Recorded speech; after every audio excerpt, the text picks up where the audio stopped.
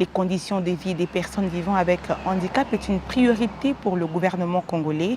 Dans cette démarche que mène la ministre déléguée en charge des personnes vivant avec handicap, Irène Isambo.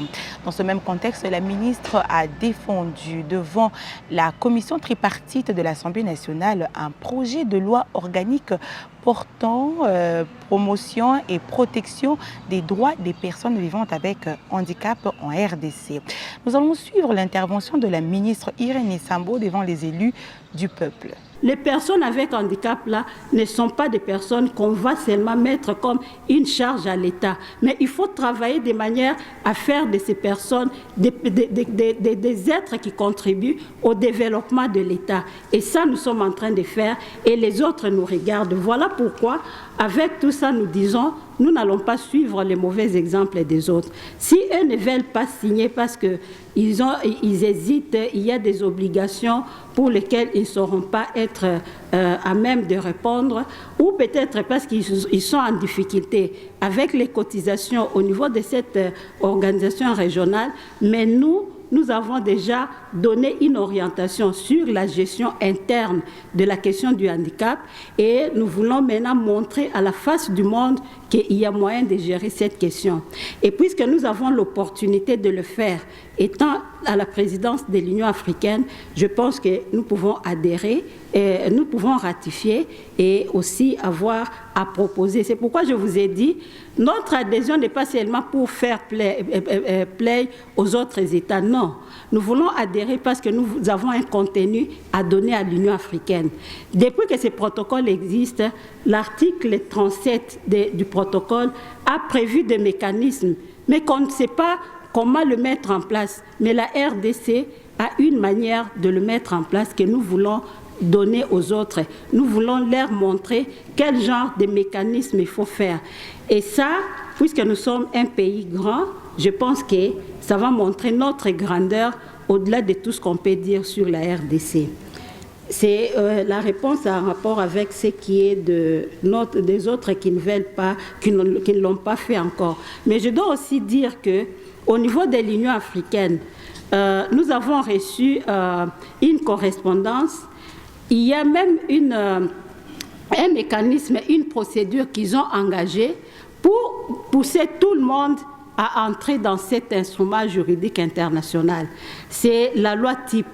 On est en train de mettre en place ce qu'on appelle la loi type.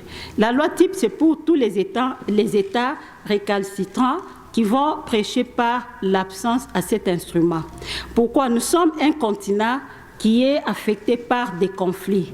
Et aujourd'hui, les conflits ont entraîné beaucoup de personnes avec handicap dans notre région. Ça fait qu'il faut savoir, il faut avoir des politiques, il faut avoir des programmes et les protocoles ici orientent les politiques des États. C'est comme ça qu'au niveau de l'Union africaine, on est au-delà de la ratification simple ou la simple adhésion. On voudrait même aller jusqu'à avoir des mécanismes pour contraindre tout le monde parce qu'il ne faut pas oublier ces catégories-là. Et c'est ça même la spécificité africaine de la gestion du handicap. Quand vous allez lire la Convention internationale sur les droits des personnes avec handicap, avec ces protocoles, vous allez vous rendre compte qu'il y a vraiment des choses qui témoignent que nous sommes un continent qui avons notre spécificité sur la gestion des personnes souvent marginalisées. Et pour toutes ces raisons-là, je crois que nous avons l'opportunité de pouvoir nous engager dans cet instrument juridique international. L'autre question était de savoir pourquoi seulement 15 pays, pourquoi seulement nous devons aller, qu'est-ce que les Congolais tirent? Les Congolais tirent comme avantage le fait qu'en allant dans cet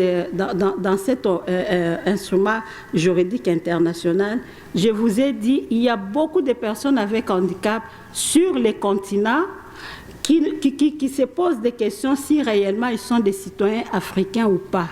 Parce que ce sont vraiment des laissés pour compte. Chez nous, c'est vrai que nous n'avons pas, il y a beaucoup de choses, bien que nous sommes là au gouvernement, mais nous sommes en train de faire de manière à ce que nous ayons d'abord des programmes qui n'ont pas existé depuis des décennies. Nous voulons faire à ce que nous ayons des stratégies de promotion. Et vous-même, je crois que vous nous avez donné l'exemple en votant la loi organique qui nous donne des grandes orientations sur comment la RDC va gérer. Et avec ces protocoles à la Charte africaine, il y a beaucoup d'avantages que nous allons gagner. Pourquoi? Il y a par exemple, au niveau de la coopération, si vous avez le temps de lire ces protocoles, vous allez voir qu'il y a beaucoup de dispositions qui parlent par exemple de la coopération.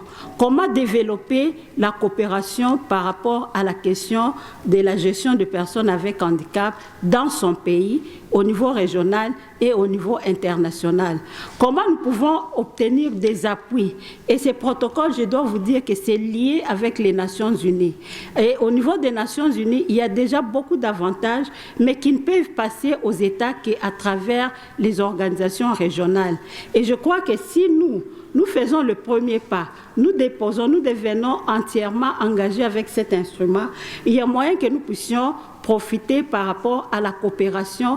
Il y a les échanges d'expériences, il y a même le financement qui est prévu, et ces financements, c'est entre l'Union africaine et les Nations Unies qui sont prévus par rapport à ces protocoles.